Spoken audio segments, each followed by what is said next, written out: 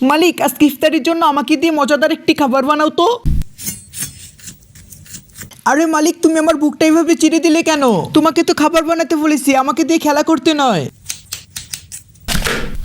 আরে মালিক, থামলে কেন? আমাকে ভেঙে দিয়ে দাও। মাই নেম ইস আন্ডা, আমাকে খেলে তোমার মাথা হয়ে যাবে ঠান্ডা।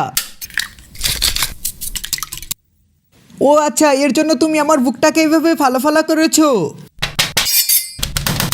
আরে মালিক, আরেকটু জোরে হাত চালাও, এভাবে হাত চালালে হবে? তারপরে আমাকে ওই লম্বা রুটির ভিতরে আমাকে দিয়ে দাও। মালিক, তুমি যা বানাচ্ছ না, দেখে মনে হচ্ছে খুব মজা হবে। হয়েছে মালিক, এখন আমাকে কিছুক্ষণের জন্য সাইডে রেখে দাও। মালিক, আমাকে মাঝখান থেকে কেটে দেখো তো কেমন হয়েছে। মালিক, তুমি এখন আমাকে মজা করে খেয়ে নাও। আর হ্যাঁ বন্ধুরা, তোমাদেরকে বলছি, এরকম আরও মজার ভিডিও পেতে চাইলে ভিডিওটিতে একটি লাইক আর সাবস্ক্রাইব করে দিও কিন্তু।